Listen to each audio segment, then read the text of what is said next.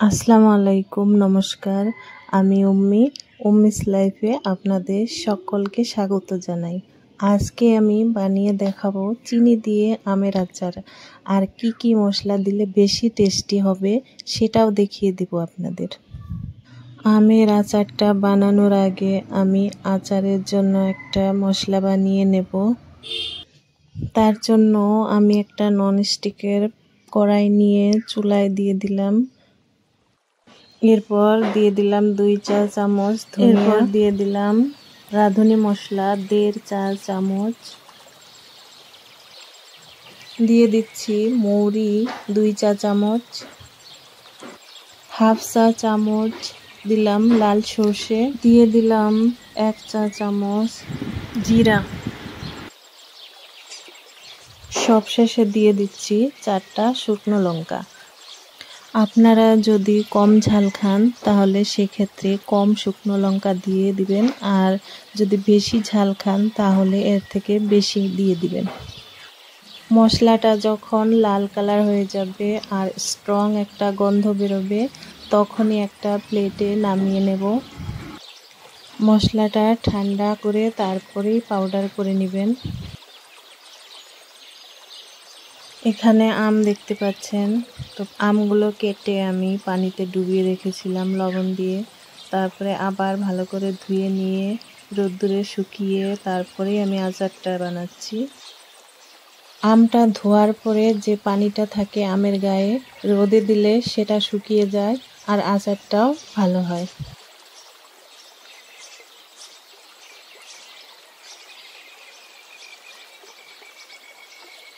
এই যে কড়াইয়ে তেল দেখতে পাচ্ছেন, এটা গরম করে আমি আবার ঠান্ডা করে নিয়েছি।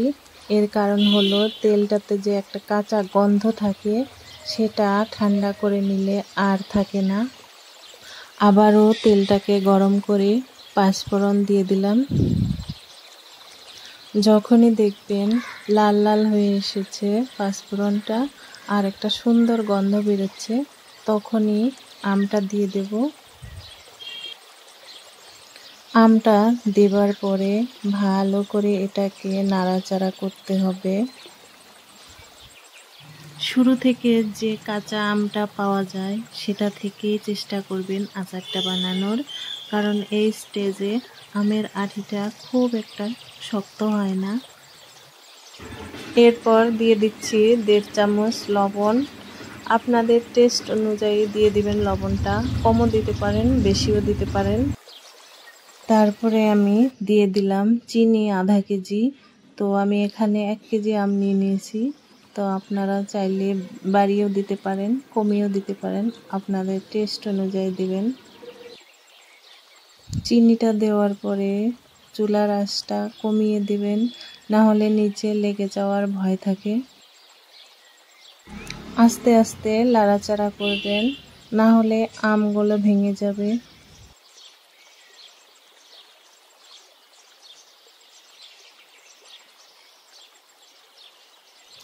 আম থেকে আর চিনি থেকে যখনই রস বেরিয়ে আসবে তখন মশলাগুলো অ্যাড করে দেব আর চুলার আঁচটা বাড়িয়ে দেব। আপনারা চাইলে এখানে ভিনেগার অ্যাড করতে পারেন, যাতে করে অনেক দিন আচারটা ভালো থাকে। আস্তে আস্তে চিনি গলা শুরু হয়ে গেছে আর আমটাও আস্তে আস্তে নরম হয়ে গেছে।